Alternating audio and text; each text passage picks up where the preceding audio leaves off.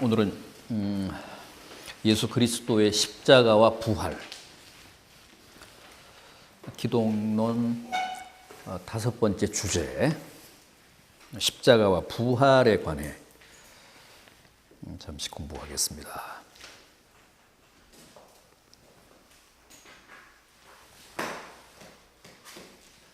마태복음 5장을 보면, 마태복음 5장 17절, 18절을 보면 주님이 그런 말씀을 하셨습니다. 내가 율법이나 선지자를 폐하러 온 줄 생각하지 말라.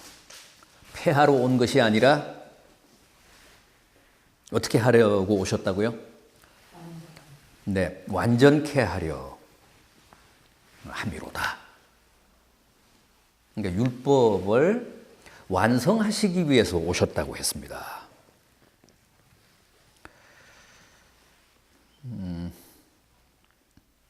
율법은 용도 폐기된 게 아니라 완성된 겁니다.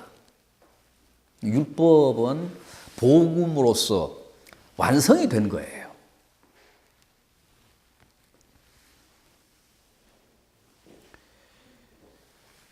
우리 성경 한 군데 보죠. 갈라디아서 3장.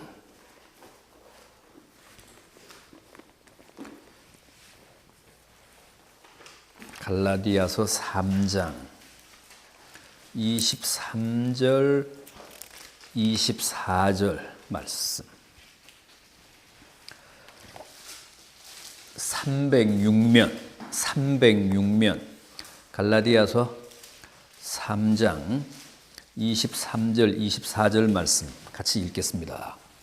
믿음이 오기 전에 우리는 율법 아래에 매인 바 되고 계시될 믿음의 때까지 갇혔느니라.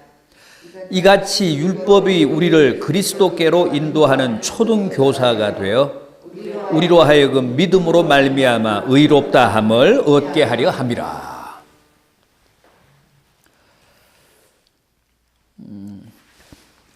그 믿음 전에, 그러니까 복음 전에는 우리가 율법 아래에 있었죠. 그런데 그 율법의 기능이 뭐라고 했습니까? 율법의 용도, 율법의 기능이 복음을 계시하고 믿음을 계시하는 것이라고 합니다. 그러니까 율법은 그 자체로 완전한 것이라기보다는 어디까지나 복음을 위한 과정이었다는 거죠. 율법은 복음을 계시하는 그런 용도, 그런 기능, 그런 사명을 가지고 있었습니다. 그래서 24절을 보면 율법이 우리를 그리스도께로 인도하는 뭐였다고요? 초등교사였다고 하잖아요. 율법이 우리를 그리스도 앞으로 인도하는 그런 길잡이 역할을 했다는 거예요. 그러니까 율법이 없었으면 안 되잖아요. 율법이 안내자고 율법이 초등교사였기 때문에 율법을 통해서 비로소 우리가 믿음에 이르게 된 것이고 복음에 이르게 된 것이고 그리스도 앞에 이르게 된 겁니다. 그러니까 우리는 뭐 율법 무용론을 부르짖을 필요는 없어요. 우리는 율법 무용론자들이 아닙니다. 율법은 복음으로서 완성됐다.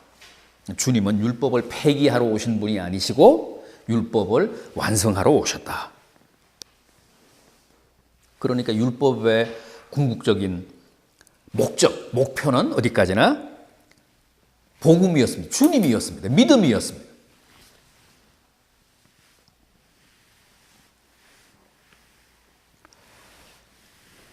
제자들이 주님의 십자가 사건으로 낙심천만해서 낙향했었죠.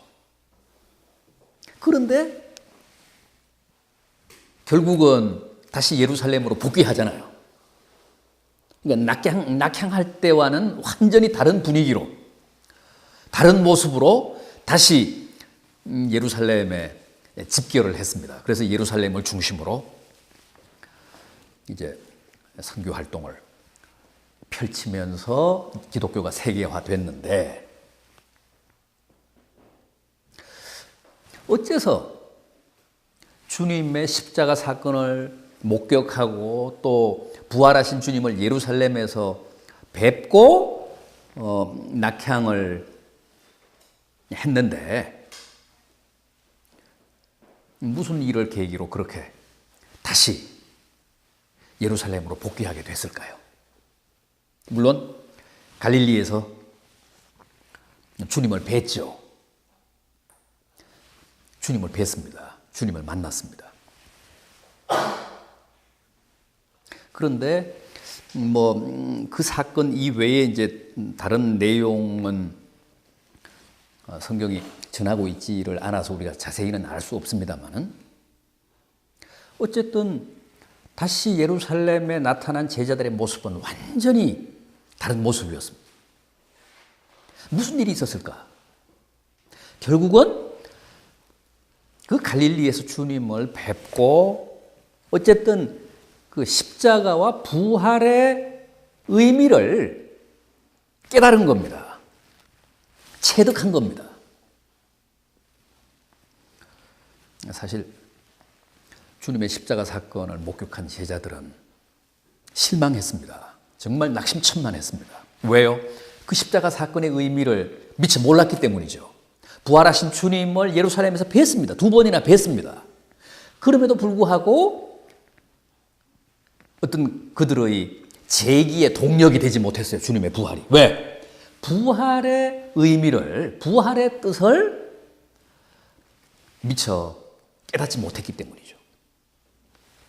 그런데 낙향을 해서 주님을 뵙고 주님으로부터 그 말씀을 들으면서 깨달았는지는 모르지만 어쨌든 깨달았습니다. 십자가가 무엇을 뜻하고 부활이 무엇을 의미하는지를 깨달은 거예요. 그래서 주님이 무언가 뜻을 펼치려고 하다가 제자가 배신하고 또 사람들이 등을 돌리면서 실패자로서 십자가에 달리신 게 아니라 이건 필연적인 구속사적 사건이었다. 그걸 이제 깨달은 거죠. 그 십자가 사건은 우연이 아니었다. 하나님의 이 필연적인 구속사적 사건이었다.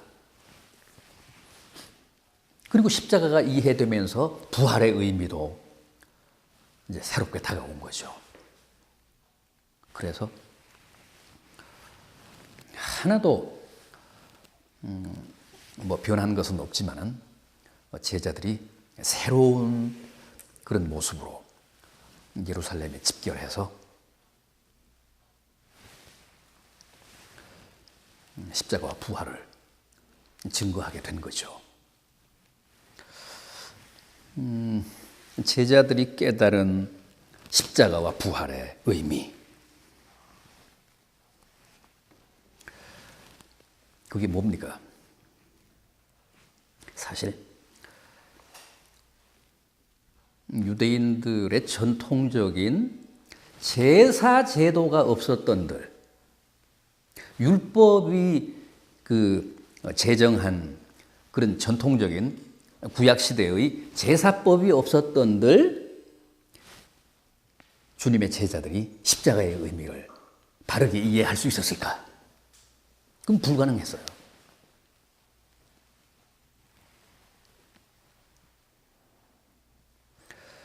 처음에는 그 십자가 사건이 너무나 충격적이었기 때문에 그 십자가의 의미를 되새길 깊이 숙고하면서 그 사건 자체가 무엇을 뜻하는지를 사색할 여유가 없었죠. 그 데미지가 너무나 컸었기 때문에. 그런데 낙향해서 정말 주님의 말씀을 듣고 기도하며 되새김질을 하는 가운데 이 십자가가 무엇을 뜻하는지를 뼈저리게 깨달은 겁니다. 이게 실패가 아니고 우연이 아니구나. 이게 이미 수백 년, 수천 년 동안 계속되어 온 그 율법 시대의 제사 제도가 계시해온 사건이구나. 그야말로 율법의 완성이구나.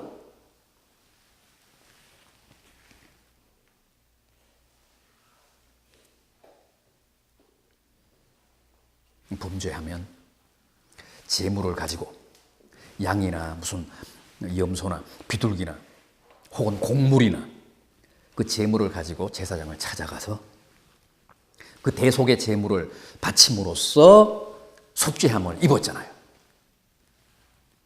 그것처럼 주님이 우리를 대신해서 희생양으로 십자가에 달리신 거구나. 그러니까 구약시대, 율법시대의 제사제도는 잠정적인 것이고 결국은 주님의 십자가의 희생을 통해서 그 제사제도가 완성된 것이구나. 종결된 것이구나. 그 사실을 깨달은 거죠.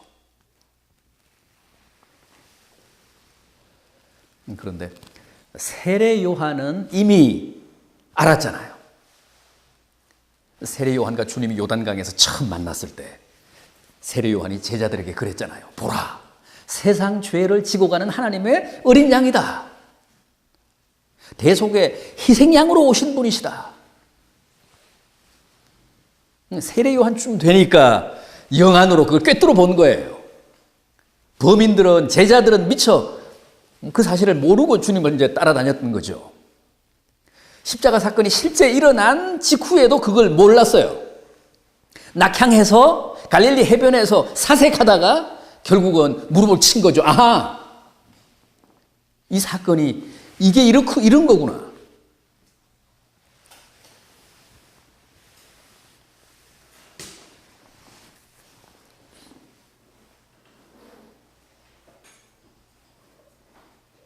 그러니까 그 오랜 전통의 구약의 제사 제도는 주님의 십자가를 계시해온 전통이었다. 그렇게 이해를 하셔야 됩니다. 그리고 주님은 처음부터 세례 요한이 이해했던 것처럼 속죄양으로, 희생양으로 이 땅에 오신 분이셨습니다. 주님은 흠이 없었잖아요. 티가 없었잖아요. 그 대속의 희생양에서 가장 중요한 부분이 바로 그거잖아요. 무흠해야 돼, 무흠. 흠이 없어야 돼. 하나님께 바쳐지는 희생양은, 속죄의 제물은. 그런데 주님께는 원죄도 없었고 따라서 자범죄도 없으셨습니다. 원죄의 유전 질서를 피해서 여자의 후손으로 오셨기 때문에 주님은 원죄로부터 자유하신 분이셨습니다. 원죄로부터 자유하신 분이셨기 때문에 자범죄로부터도 자유하신 분이셨습니다. 우리는 죄인으로 태어나기 때문에 죄인이고, 죄인으로 태어나기 때문에 피할 수 없이 운명적으로 죄를 지으며 살아서 또한 죄인이잖아요. 그런데 주님은 죄 없으신 여자의 후손으로 오신 분이시기 때문에 자범죄도 없으신, 그야말로 흠과 티가 없으신 분이셨습니다. 그래서 전 인류의 죄를 홀로 지시고 희생양으로 하나님께 바쳐지시기에 합당한 그런 어린 양이셨습니다.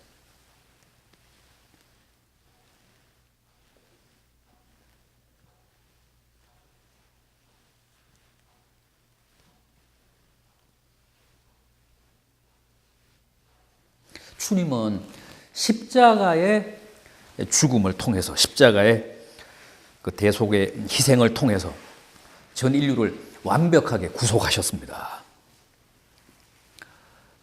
인류가 구원받을 수 있는 길이 다양하게 있는데 그 중에서 이 십자가를 통한 대속의 길이 우리에게 주어졌다기보다는 정말 십자가 외에는 달리 우리가 구원받을 길이 없었습니다. 그 유일한 속죄의 길, 인간 구속의 방편, 죄에 빠진 인간을 구원하시기 위해서는 하나님의 두 가지 조건이 충족돼야 된다 그랬습니다. 첫째는 뭐라고요? 우리가 구원받기 위해서 반드시 충족돼야 할 조건이 있습니다. 하나님의 두 가지 속성이 관철이 돼야 돼요. 첫째는 뭐라고요? 공의라고 했잖아요. 공의. 공의.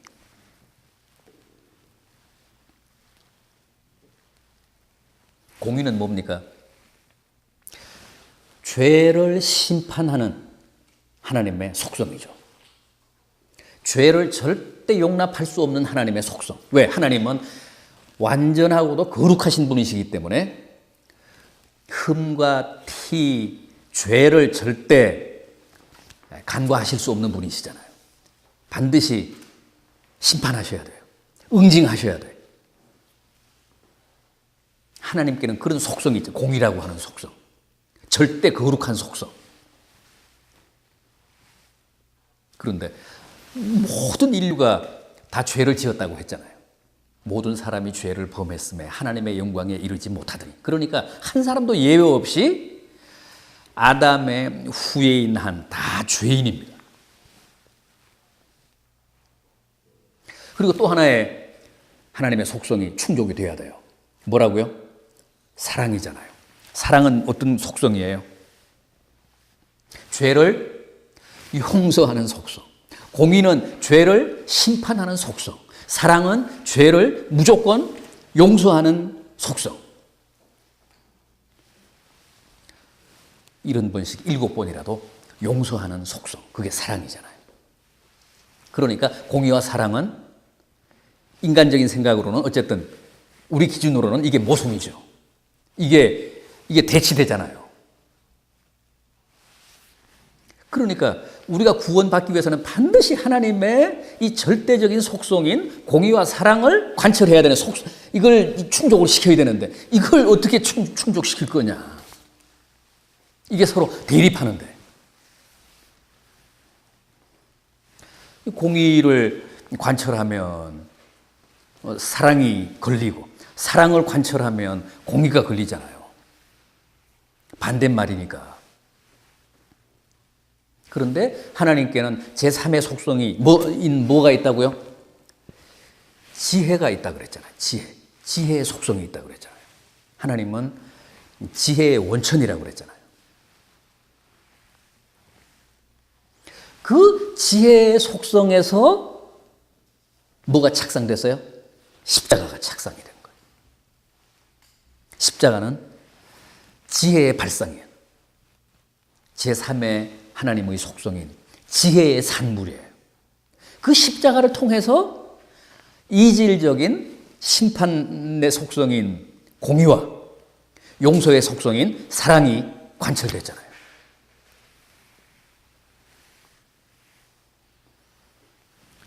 십자가를 통해 주님 한 분 양 어깨에 전 인류의 허물과 죄를 다 지워서 하나님이 저주했습니다. 심판했습니다. 응징했습니다. 그래서 공의를 관철하신 거예요. 공의를 성취하신 거예요. 그 다음에 주님 한 분을 그렇게 처벌하심으로써 전 인류를 용서하셨잖아요.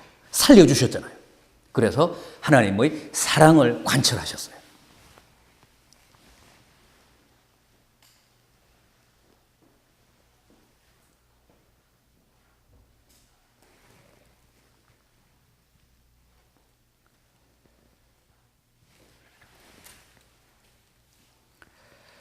그래서 바울은 나는 이제 십자가만 알겠다. 나는 이제 십자가만 자랑하겠다.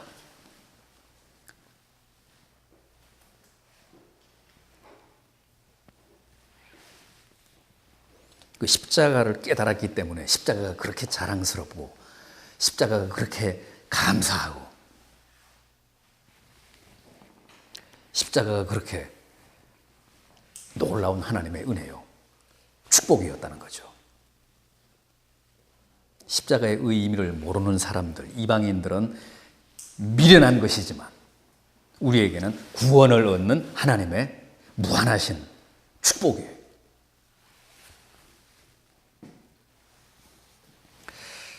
자, 그렇다면 주님의 십자가, 주님이 거기에 달리셔서 운명하셨는데 십자가에 달리신 주님은 어디까지 죽으셨을까?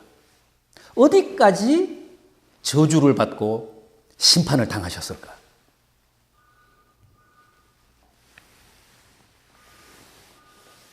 십자가는 주님의 죽음을 의미하고 심판을 뜻하고 하나님의 버림받음, 저주를 이제 상징하는데 주님이 십자가에 달려서 심판을 당하셨다면 어디까지 당하셨을까?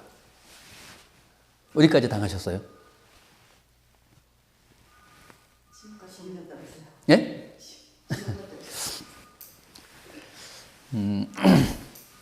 지난번에 제가 그런 설교를 했죠. 소크라테스의 죽음과 주님의 죽음을 이제 비교하는 그런 말씀을 전했는데 저 봉원동에 연대 이대 사이 그 봉원동의 봉원교회 조대성 장로라는 분이 그분은 항상 뭐 이제 그 메일을 보내는 분인데 그분이 뭐 예외 없이 이번에도 이제 강력한 문제 제기를 했어요.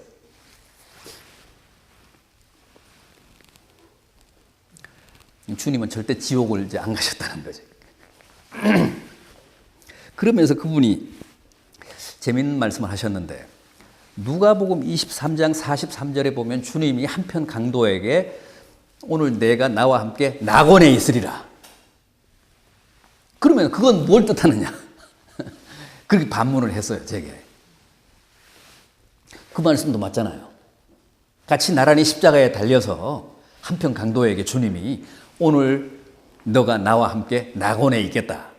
그 말씀을 미루어 생각해 볼 때 분명히 당일 그 순간에 주님은 그 한편 강도와 함께 영혼은 이제 낙원 같다는 거, 천국 같다는 거죠. 그런데 지옥 같다는 얘기가 무슨 얘기냐?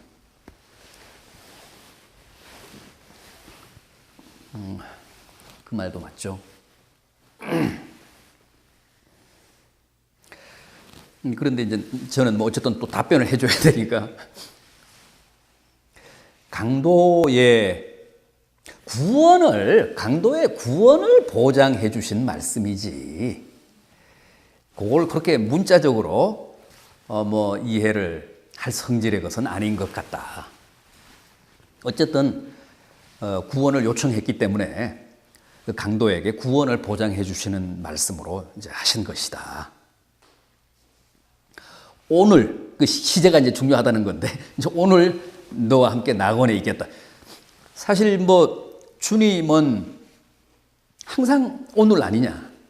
주님은 알파와 오메가고 창조와 뭐 종말이고 그러니까 더구나 이제 주님은 뭐 십자가에 달려서 이제 돌아가시면 또 그리고 나중에 부활하시면 이제 부활체가 되시면 뭐 항상 그 시간 우리는 오늘이다 내일이다 하는 개념은 뭐 살아있는 인간의 어떤 시간 개념일 뿐이지 하나님께는 주님께는 항상 오늘이니까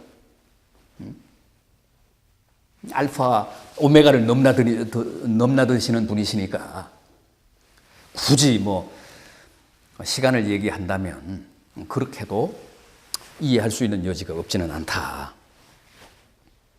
그러면서 제가 요절을 하나 제시한 게 요한복음 20장 그 17절이에요. 거기 보면 막달라 마리아가 주님 무덤을 찾아가서 주님과 만나잖아요. 반가운 나머지 막달라 마리아가 주님께 안기려고 했는지 주님을 만지려고 이제 하니까 주님이 뭐라고 하시냐면 나를 만지지 말아라. 나를 붙들지 말라. 내가 아직 아버지께로 올라가지 아니하였노라. 그러세요. 내가 아직 아버지께로 올라가지 않았다. 그러면서 가서 제자들에게, 내 형제들에게 내가 곧 하나님께 올라간다고 하라. 그렇게 전하라는 거예요. 막달라 마리아에게.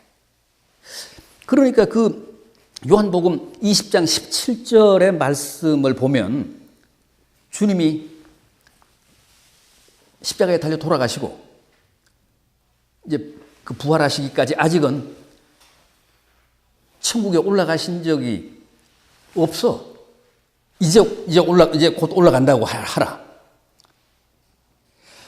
나를 만지지 말라. 그런 말씀이 무엇을 뜻하는지는 잘 모르겠지만은 어쨌든 거기서 하나 확실한 것은 아직 안 올라갔다는 거예요. 아버지께로 안 올라갔다는 거죠.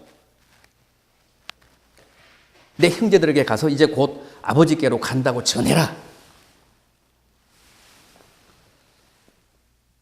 아니, 불과 몇 분 전까지 천국에 있다가 오신 분이 그렇게 말씀하셨을 리는 없단 말이야. 왜냐하면 그게 부활 현장이니까. 최초의 부활 목격자가 막달라 마리아니까. 30분 전인지 1시간 전에 부활하셨는지는 모르겠지만.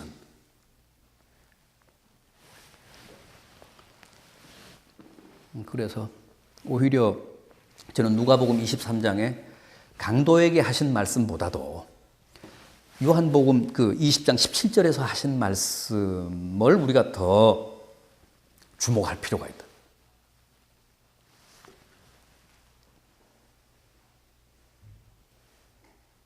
오스카 쿨만 교수가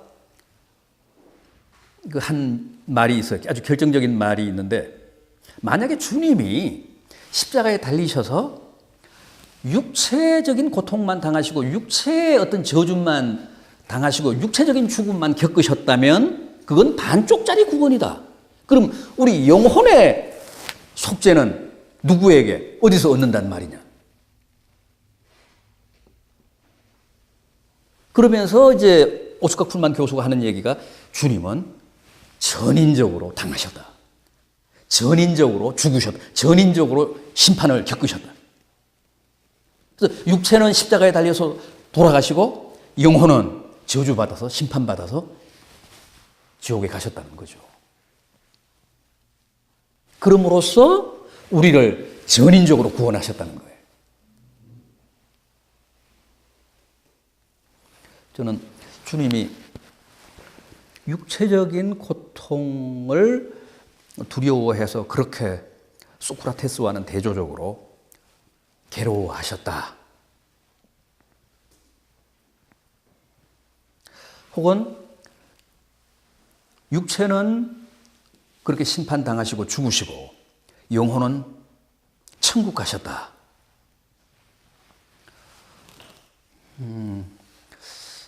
그런 문제에 대해 오스카 쿨만 교수의 입장을 굉장히 지지해. 그건 그야말로 반쪽짜리다.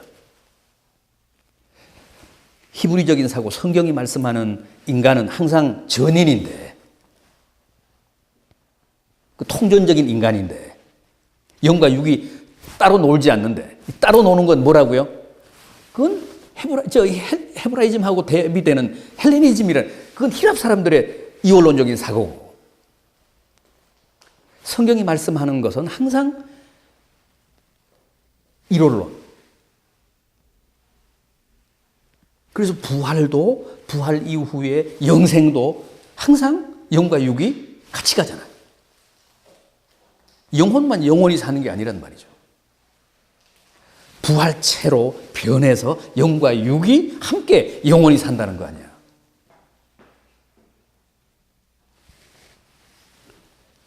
그래서 주님은 십자가에 달리셔서 육체만 돌아가신 게 아니고 영혼도 심판을 겪으셨다. 영혼도 그야말로 지옥의 죽음을 겪으셨다. 또 그게 두렵고 그 죽음의 비밀을 주님은 사전에 아셨기 때문에 십자가 앞에서 그토록 피눈물을 흘리며 괴로워하셨다는 거죠.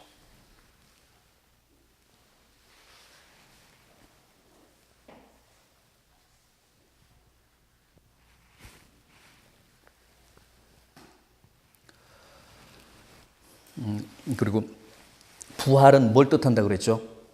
그러니까 십자가와 부활은 우리가 불가분의 관계인데 십자가를 이해할 때만 부활이 납득이 되는 거죠. 그리고 십자가와 부활은 항상 같이 이해를 해야 돼요. 부활은 우리의 대속을 확증해주는 물증이다. 주님의 부활을 통해서 주님이 십자가의 죽음을 통해 지옥행을 통해 내 죄를 완벽하게 해결해 주셨다는 사실을 우리는 확신해야 된다는 거죠. 또 부활의 첫 열매가 되사 장차 있을 우리들의 부활을 보증해 주셨다는 거예요. 그 부활의 주님의 부활의 의미는 그 두 가지로 정리가 될 수 있어요. 완벽하게 완전하게 우리를 대속해 주셨다는 것. 그랬기 때문에 다시 살아나실 수 있었다는 것.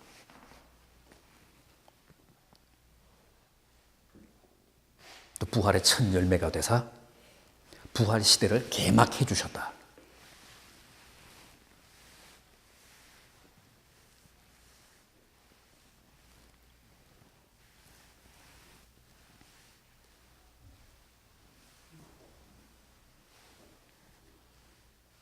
그리고 구약 시대 그 제사법과는 달리 주님 한 분이 일회적으로 죽으심으로써 전 인류의 죄를 그렇게 대속하실 수 있었던 것, 그리고 사흘간 죽어주시는 것으로 우리를 완벽하게 완전하게 대속하실 수 있었던 것은 주님이 하나님의 독생자셨기 때문이다.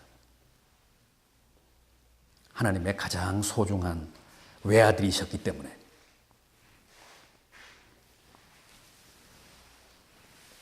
그게 가능했다는 거죠.